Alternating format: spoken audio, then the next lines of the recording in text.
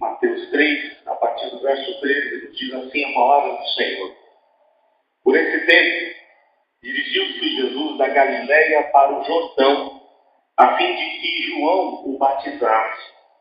Ele, porém, o dissuadia, dizendo: Eu é que preciso ser batizado por ti, e tu vens a mim?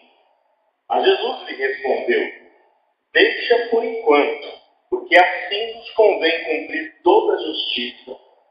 Então ele o admitiu. Batizado Jesus, saiu logo da água, e eis que se lhe abriram os céus, e viu o Espírito de Deus descendo como pomba, vindo sobre ele. E eis uma voz dos céus que dizia: Este é o meu Filho amado, em quem me comprazo. Oremos. Ó Deus, como é bom sermos lembrados de que o Senhor nos ama, e desde o começo dessa celebração, deste culto, temos sido lembrados pelos hinos, pelos cânticos, do teu grande amor por nós. E agora, quando lemos mais uma vez a tua palavra, vemos nela mais uma vez o teu amor pelo teu Filho, Jesus, mas muito mais, ó Deus, o teu amor por nós também. E nós te louvamos, ó Deus, por esse grande amor, e pedimos que o teu Santo Espírito, o mesmo que esteve com Jesus aqui enquanto homem, ó Deus, que o teu Santo Espírito nos capacite a entender as tuas verdades e, acima de tudo, o teu amor. Fica conosco nessa hora, em nome de Jesus. Amém. Poder chegar.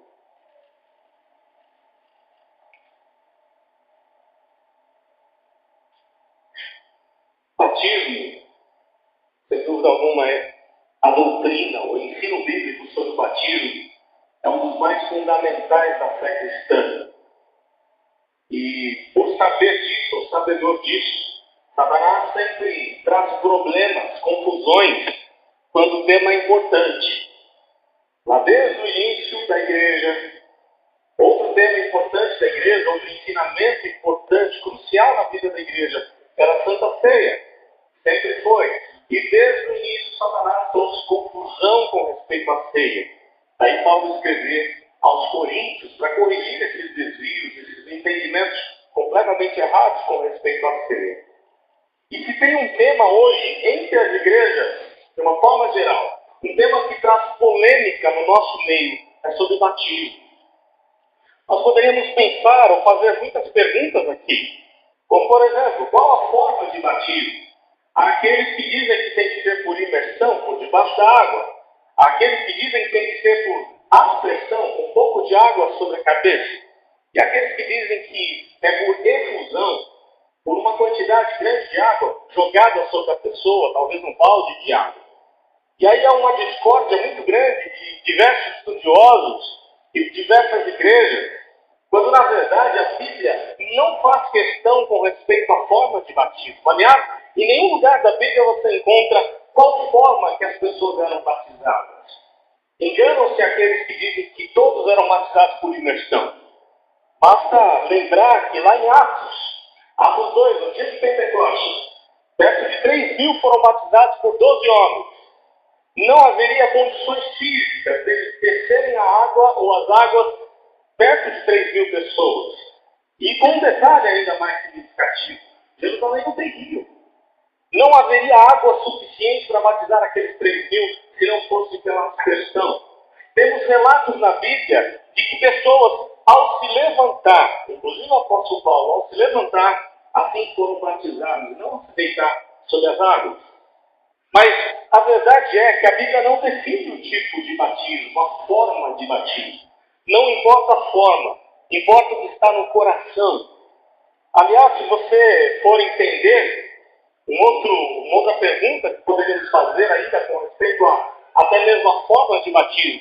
Será que foi João Batista que instituiu o batismo? Claro que não.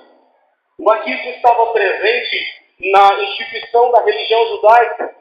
Se você ler os livros da lei, o Pentateuco, você vai encontrar os rituais de purificação, onde o batismo era aplicado. Se alguém estava impuro e tocasse numa madeira, numa cadeira, num banco, aquilo precisava ser batizado, purificado. E é claro que eles não jogariam aquilo no rio. Não faz sentido. A forma da purificação judaica sempre foi pela aspersão. Tanto nos rituais de purificação como o batismo, como no sacrifício. A aspersão sempre esteve presente no meio do povo judeu. Então podemos aplicar a forma de batismo de qualquer maneira, porque não foi nem João Batista quem instituiu. O batismo já existia claramente no meio da religião judaica. Outra pergunta que causa muita confusão com respeito ao batismo: o que é ser batizado no Espírito Santo? Aqueles que dizem assim, que ser batizado no Espírito Santo, a prova do batismo no Espírito, é o falar em línguas. Como se as línguas fossem muito mais importantes do que Jesus. Há muita confusão e interpretações bíblicas errôneas quando pensam que o falar em línguas traz edificação. Na verdade, o que traz edificação é Jesus, só Jesus. A nossa suficiência está em Cristo e não nos dons espirituais, não nas manifestações do Espírito de Deus. Por isso a Bíblia diz que há um só batismo. Todo aquele que recebeu Jesus no seu coração automaticamente é batizado pelo Espírito de Deus, é selado pelo Espírito de Deus. Aliás, é a ideia do batismo no Espírito Santo. Aquele que está selado por Deus, aquele que pertence a Deus, porque recebeu Jesus em seu coração. Há ainda razões, como por exemplo, aqueles que dizem que não podemos batizar as crianças, como que dizendo, elas não fazem parte do reino de Deus. Elas precisam crescer e aí ter fé para crer em Jesus e aí tomar a decisão por Cristo. Isso não é verdade. Quando você olha para a Bíblia, Deus fez um pacto com os pais e com a sua descendência. Portanto, aqueles que não estão batizando seus filhos ou entregando os filhos para o batismo, estão perdendo bênçãos. O filho está perdendo bênçãos, porque batismo é meio de graça. Assim como a Bíblia, a palavra, a oração, a Santa Ceia, o batismo é um dos meios que Deus usa para fortalecer a fé da igreja, para levar a igreja adiante, avante, para servir a Jesus e ser luz neste mundo. O que é então o batismo?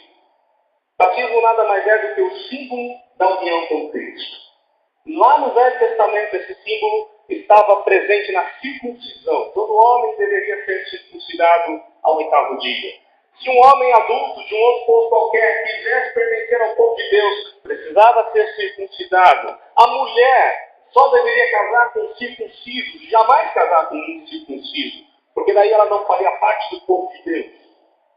Daí Jesus vem e não ordena mais a circuncisão, porque a circuncisão se cumpre na própria pessoa de Jesus, mas agora há uma ordem: ide e pregai o Evangelho, batizem em nome do Pai, do Filho e do Espírito Santo.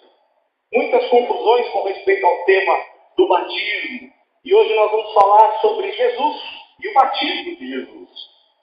Lá por volta do ano 27, aliás, provavelmente no fim do ano 26, o Senhor Jesus é batizado, ou sai da sua cidade, sai de Nazaré da Galileia. Mateus não diz que ele está saindo de Nazaré, mas se você comparar esse texto com os outros evangelistas, você encontra que Jesus está saindo de Nazaré da Galileia para ser batizado no Rio Jordão, mas não lá perto do Mar Morto, não perto de Judá, na região de Betânia, mais ao norte, próximo ali do Mar da Galileia.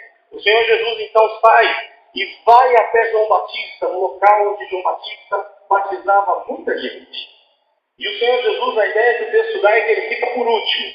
Todos vão sendo batizados e aí Jesus está ali para ser batizado e João Batista diz: e esse aí, eis o Cordeiro de Deus, segundo o Evangelho de João.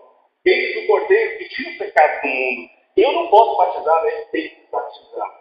E eles travam ali um diálogo, mas depois João aceita batizar Jesus. Eu queria falar nessa noite, aliás, nós estamos trabalhando nesse ano o tema sobre vivendo a simplicidade do Evangelho de Cristo. E eu queria falar então, baseado nesse texto, sobre o batismo de Jesus, a confirmação do Evangelho de Cristo e as suas implicações para a nossa vida. O que o batismo de Jesus tem a ver com a minha vida, com a sua vida? O que a partir desse dia, desse batismo de Jesus, inaugurou um tempo que tem tudo a ver conosco? E como a gente pode aproveitar das bênçãos a partir do batismo de Jesus, desse meio de graça que aconteceu na vida de Jesus e a partir dele na vida de toda a igreja. A primeira lição que eu quero compartilhar com a igreja é que Jesus foi batizado para cumprir os propósitos de Deus, os propósitos eternos de Deus. Nós precisamos lembrar que o homem estava afastado do Senhor. Todos pecaram e estão destituídos da glória de Deus. O apóstolo Paulo é enfático quando diz isso. Todos estão separados, malditos, completamente destituídos da presença da glória bendita do Senhor. Mas Deus supriu essa carência do homem. E a marca acontece a partir do batismo de Jesus.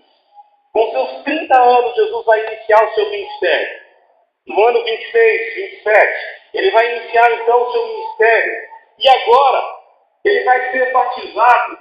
O batismo nada mais é do que um sinal visível daquilo que está no coração.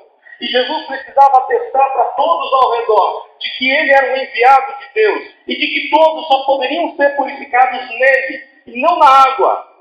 Mas ele é a água da vida, ele é a fonte a jorrar de vida eterna. Por isso, a partir do batismo de Jesus, nós temos o cumprimento dos propósitos de Deus. O símbolo do batismo é importante. Se não fora, o Senhor Jesus não seria batizado. Mas o símbolo é importante. O Senhor Jesus quis ser batizado, ele não abriu mão disso. João até tentou persuadi-lo. O texto diz isso. Ele, porém, verso 14, ele, porém, o dissuadia dizendo: eu é que preciso ser batizado por ti, e tu vens a mim. Mas o Senhor Jesus não abre mão desse símbolo, porque ele reconhece que esse símbolo de purificação e de união com Deus é importante para a vida da igreja. É importante para todos nós e é importante para ele também.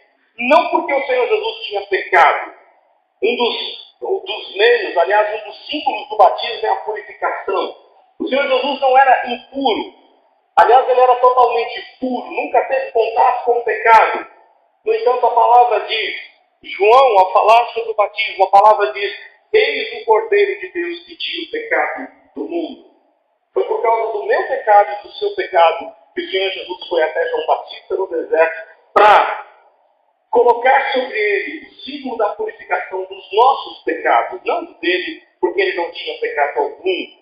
Da mesma forma, o batismo de João Batista simbolizava o arrependimento. Mas Jesus não tinha do que se arrepender.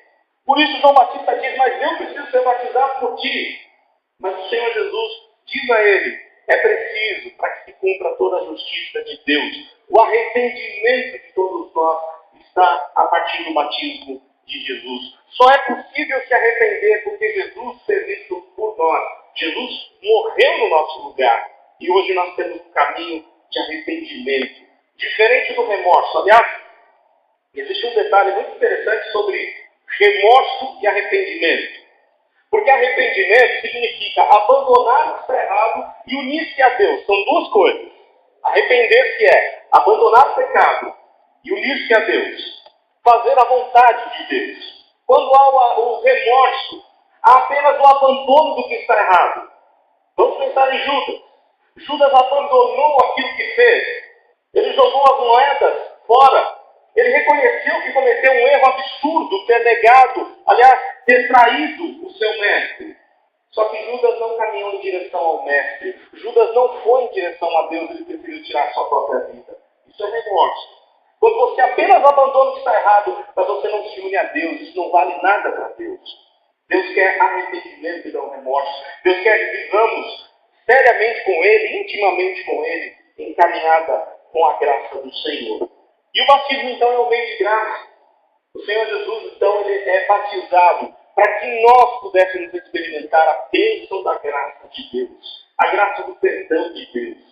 O símbolo do batismo em Jesus é para simbolizar que nós estamos impuros e precisamos da graça, da purificação da parte de Deus. A palavra diz que Jesus, então, vem para cumprir a justiça de Deus. No verso 15, mas Jesus respondeu: deixa por enquanto, porque assim nos convém cumprir toda a justiça. A justiça de Deus precisava ser cumprida, por isso Jesus o cumprida, e por isso o Senhor Jesus precisava ser batizado. Se você olhar para a justiça de Deus, você vai encontrar lá em Isaías, no capítulo 53, que aquele servo sofredor precisaria sim morrer, sofrer por nós, para que Deus, nos cálices da ira de Deus, pudesse de alguma forma ser apaziguado, pudéssemos ter paz com Deus. Jesus é o Cordeiro de Deus que tira o pecado do mundo. Primeira lição, então, que a gente aprende na questão do batismo de Jesus o batismo de Jesus foi para cumprir a justiça de Deus. Uma segunda lição é para mostrar a graça de Deus. Nós temos um Deus gracioso, nós temos um Deus maravilhoso.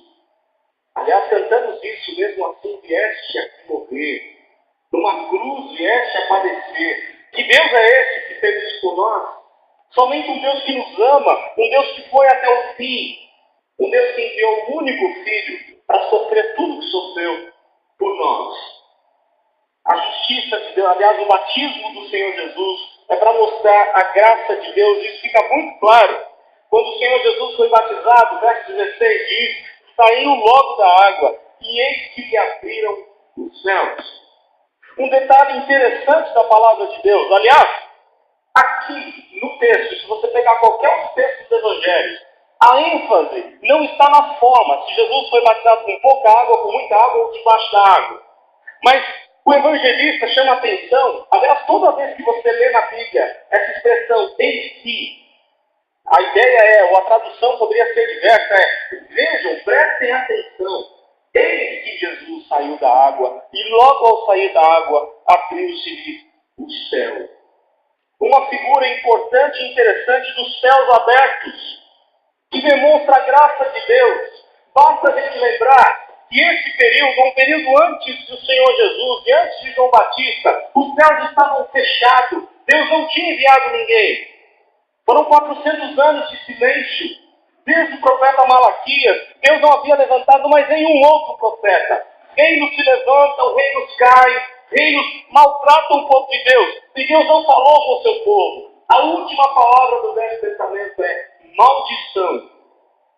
Porque o povo abandonou a Deus, abandonou a palavra de Deus. Mas agora vai abrir o tempo da graça. Os céus agora vão se abrir. Deus agora quer falar com as pessoas. Deus quer de novo abrir o caminho da vida. E não mais a maldição. Deus quer a salvação para aqueles que o amam, para aqueles que têm a Jesus. É tempo de graça. É tempo de bênção. A igreja está vivendo esse momento tão maravilhoso, tão esperado pelos profetas do Velho Testamento, tão esperado pelo rei Davi em tantos salmos. A igreja vive a bênção de ter, ou de viver o tempo da graça, de experimentar todos os dias a graça de Deus na vinda do seu próprio Filho. E algo interessante com respeito ao céu aberto. Se você pegar essa expressão, você vai encontrá-la em alguns momentos do povo de Deus. E interessante, momentos de provação. Olha lá, por exemplo, para Ezequiel.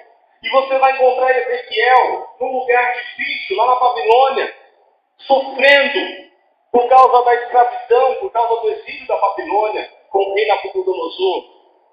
Mas ele tem o consolo da parte de Deus quando ele vê o céu aberto. Ele tem a visão do trono de Deus, e Deus dizendo a ele: eu que estou reinando, eu que domino, eis o Cordeiro de Deus. A mesma visão é usada com o céu aberto, tanto em Ezequiel quanto em João, lá na ilha de Patmos, quando estava sofrendo, e ele vê que o Cordeiro de Deus é que assume o trono do universo. O mundo não está perdido, Deus está controlando todas as coisas. Outro que viu o céu aberto foi Estevão, lá no tempo da sua morte, do seu martírio. O primeiro diácono da igreja, o primeiro a ser morto por causa do amor de Jesus, ou por amor a Jesus. Ele viu os céus abertos. Céu aberto é sinal de graça. Céu aberto é sinal da bênção de Deus. Por isso o Senhor Jesus veio aqui a esse mundo e foi batizado. Inicia o seu ministério sendo batizado para mostrar a graça de Deus. Mas também uma outra prova dessa graça de Deus é que o texto diz que viu-se o Espírito de Deus descendo sobre ele como pombo. Alguns detalhes aqui são muito interessantes. A primeira ideia que o texto dá é que Jesus precisou da capacitação do Espírito de Deus. E a pergunta que fica para mim e para você é: se o Senhor Jesus, o Rei dos Reis, o Senhor dos Senhores, precisou do Espírito de Deus para exercer seu ministério, quanto mais nós, simples mortais. Nós precisamos buscar a plenitude do Espírito de Deus a cada dia. A igreja só não avança mais porque não vive a plenitude do Espírito de Deus. A igreja, infelizmente, está amarrada em contextos mundanos, em situações mundanas, e nem todos são aqueles que buscam plenamente a Deus, a sua palavra, nem todos são aqueles que buscam a Deus a oração, nem todos são aqueles que confiam plenamente em Deus e que estão prontos a pregar o Evangelho do Senhor. A igreja se esconde da sua tarefa, quando deveria buscar a plenitude do Espírito de Deus. A partir do Senhor Jesus, o Espírito vem de maneira mais plena sobre a igreja, capacitando a igreja. Os céus estão abertos, a igreja tem o Espírito de Deus. A igreja, tudo aquilo que a igreja ligar aqui na terra será ligado nos céus. Tudo que a igreja desligar na terra será desligado nos céus. Mas infelizmente a igreja muitas vezes não busca essa plenitude do Espírito, essa capacitação do Espírito de Deus para fazer diferença nesse mundo tão cheio de trevas. Aliás, citando alguns personagens da história, um médico da rainha da Inglaterra, um homem chamado Martin Lloyd Jones, ao comentar textos bíblicos, esse homem era um teólogo e médico, doutor da rainha da Inglaterra, e ao comentar sobre aquele texto de que os discípulos não conseguiam expulsar o demônio daquele menino, quando Jesus desce do Monte da Transfiguração, Martin Lloyd Jones diz: essa é a característica da igreja hoje. Uma igreja sem poder, porque é uma igreja que não prega o Evangelho, uma igreja que não vive o Evangelho, uma igreja que não busca a plenitude do Espírito de Deus, porque Deus deu poder à igreja, Deus capacitou a igreja, Deus deu condições para a igreja expulsar demônios, para tirar vidas do inferno e levá-los para a glória. Mas a gente está tão preocupado com o nosso mundo, com as nossas contas a pagar, com as nossas notas na escola, com a nossa vidinha, que a gente esquece do reino de Deus. A gente esquece que o reino de Deus é muito mais do que a nossa vida, que é muito mais do que os nossos problemas. O Senhor Jesus foi capacitado pelo Espírito para que eu e você pudesse também ter a presença do Espírito de Deus conosco. Os céus estão abertos, a igreja tem o Espírito de Deus. Isso é sinal de graça, do poder de Deus, da graça de Deus. Mas também o texto fala da pomba. O Espírito desce em forma de pomba.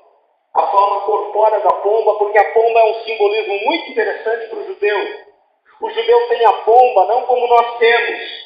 Nós sabemos que a pomba é um bicho que traz muitas doenças, porque pousam em tudo quanto é lugar, suja carro. Mas para o judeu a pomba tem um simbolismo interessante de purificação, tanto que ela está presente nos rituais de sacrifício a Deus. A pomba é símbolo de purificação, é símbolo de paz, porque você só pode chegar a Deus através de um sacrifício. E a pomba era um animal possível para ser sacrificado. E Deus aceitava a pomba para que tenha paz com o homem, para que tivesse paz com o homem. Então a pomba é símbolo de inocência, de pureza, de simplicidade, de paz. Esse é o tempo que a igreja está vivendo. Esse é o tempo da bênção de Deus, da graça de Deus. Deus quer derramar graça, bênção, espírito, pomba, paz no coração. Deus quer trazer paz a cada uma das pessoas. Mas o texto ainda fala, a lição diz, Jesus foi batizado para mostrar a graça de Deus. Nós temos aí o aspecto do Espírito de Deus, aliás, do céu aberto, do Espírito de Deus, a pomba como um símbolo de paz e de pureza, e nós temos também a voz de Deus. Porque o texto diz, e eis de novo, vejam, atentem para a expressão, e eis que, verso 17, e eis uma voz dos céus que dizia, este é o meu filho, o amado. Este é o meu filho, o amado em quem me comprazo. Lembram que o povo ficou 400 anos sem a voz de Deus.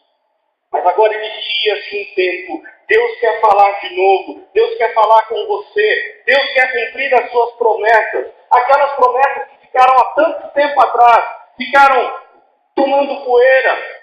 Quem sabe muitos judeus haviam esquecido das promessas de Deus, que foram 400 anos sem falar, sem ouvir um profeta, sem ouvir a voz de Deus. Mas agora Deus vem para falar com o seu povo através do seu filho. E a marca é o próprio Deus Pai. Ouviu-se a voz do céu dizendo: este é o meu filho amado, em quem tenho todo o meu prazer, em quem me deleito, em quem me comprazo. Há citações aqui de vários textos da Bíblia. Há citações, por exemplo, do Salmo 2, verso 7. Há citações de Isaías, Salmo 2, 7, falando do Filho amado de Deus. Há citações aqui tão maravilhosas, como Isaías 42, que diz assim: eis aqui o meu servo a quem sustenho, o meu escolhido em quem a minha alma se compraz. Pus sobre ele o meu espírito, e ele promulgará o direito para os gentios. O que está acontecendo no batismo de Jesus são cumprimentos das promessas de Deus, principalmente de Isaías. São vários textos de Isaías se cumprindo nessa hora, neste momento do batismo de Jesus. Para dizer à igreja que hoje nós temos as promessas de Deus se cumprindo. A igreja é a única que vai experimentar o cumprimento de todas as promessas do Senhor. Nenhuma outra promessa vai ficar por vir. Todas elas se cumprirão aqui, na vida da igreja. Não haverá mais um outro povo. Não haverá mais um outro povo escolhido de Deus. É somente a igreja que tem as promessas de Deus se cumprindo a cada dia. Nós vivemos no tempo da graça, no tempo do cumprimento das promessas, no tempo de Deus falando conosco. E para isso eu queria citar pelo menos mais dois textos de Isaías. Isaías 64, verso 1 diz assim: ó, se fendesses os céus. E a palavra fender os céus é: ó, se os céus se abrissem. E abriu no batismo de Jesus. Verso 1, Isaías 64, verso 1. No verso 4, olha que promessa maravilhosa. Porque desde a antiguidade não se ouviu, nem com os ouvidos se percebeu, nem com os olhos se viu Deus além de ti, que trabalha para aquele que nele espera. O batismo de Jesus foi para mostrar para você, para a igreja, que nós temos os cumprimentos das promessas de Deus.